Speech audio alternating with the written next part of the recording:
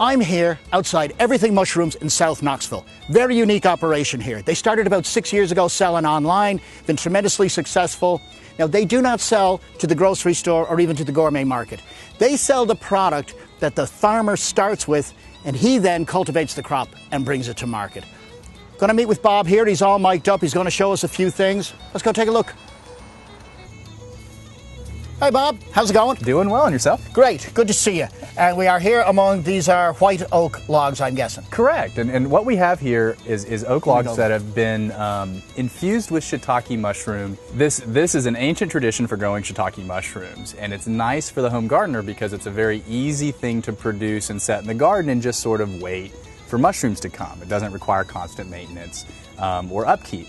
And what we've done here is taken the oak, drilled small holes, and then plugged them with shiitake mushroom plug spawn, which is a product that we produce here. So what we have set up here is just a kind of a small scale log farm. People do this on a much grander scale to produce mushrooms for market, but it also works very well on a small scale for your shade garden in the backyard. The shiitake mushroom is your biggest seller. Correct. A lot of people know shiitake mushrooms. It's probably one of the more exotic mushrooms that they're familiar with. Exactly. When I first came to the United States, nobody was eating wild mushrooms. It just wasn't done. That was back in 1978. Sure. But over the years, it really has become, I won't say faddish, but certainly way more acceptable. People are trying all sorts of things now they didn't try before. The North American mushroom culture is what's considered mycophobic. That's just a sort of fancy way of saying we don't like mushrooms. Southeast Asian cultures and European cultures grew up in an environment that fostered and sort of promoted growing and cultivating and harvesting wild mushrooms, having them in just about every daily dish. Some of us are lucky enough to have that tradition brought over with our families and passed down through generations. I can remember when you couldn't find a shiitake. You're saying how familiar they are now to people.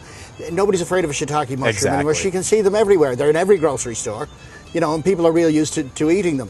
And of course, they're easily cultivated, which makes it easy too. Oyster mushrooms may seem a little exotic for some people, but we also can work with things like the lion's mane mushroom or the reishi mushroom, which is a medicinal mushroom variety. Now those are the sort. They get into some. They're really very exotic. Well, sure. You have some samples to show me here of those. Correct. This one is a small reishi mushroom that's developed. This is a medicinal mushroom. It's not necessarily consumed for its culinary benefits. Now, the thing about this mushroom that really freaked me out was it's hard as a rock. It's all. You know what it's like? It's like clamshells. Sure. Is what this they feel is a polypore mushroom that in the wild is traditionally found growing off the sides of trees like a shell. Now, it's not an eating mushroom. It's consumed as sort of a traditional cure-all. There are a lot of people who consume it as a natural supplement. And then we also have stuff like the lion's mane mushroom. Yeah, this is an interesting fella. It's like he's made of fur. Correct. Yeah, it's what's called a toothed fungus or a toothed fungi. That's so attractive. Yeah, it produces its spores from these teeth, which is different than mushrooms that produce spores from gills or from pores like the reishi. Yeah. This mushroom is becoming a little bit more well known. It's easy to grow. It has a taste similar to lobster when it's been sliced and cooked and fried in butter. We don't really see it very often in the market because it doesn't hold very well. A lot of the wild mushrooms like porcini and morel and chanterelle will rehydrate very well and have a good flavorful broth that accompanies that. Unfortunately, lion's mane is not so much. Very strange and exotic looking. But that's the beauty of mushrooms. They're strange, they're exotic. There's any number of shapes, sizes, colors, wonderful colors. You want to show me some more inside? Sure, let's go. I'd love to see. Come on.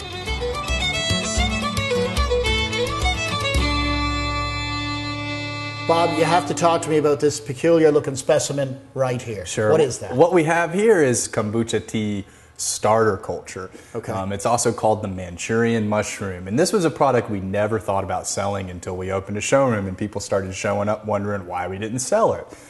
It's essentially a tea that's brewed through a process of... Can I... Sure, let's pull it out because it's pretty interesting looking. If you're familiar with the process of making vinegar, it's very similar to that. This is This is a mother culture similar to mother vinegar. In the process, you brew very sweetened tea and you infect it with this organism. In that process, it brews this special tea called kombucha tea. Okay, what is the big solid mass that I'm looking at? That's actually a complex bacteria and yeast organism. Well, we've actually got some of this already brewed if you'd like to try some.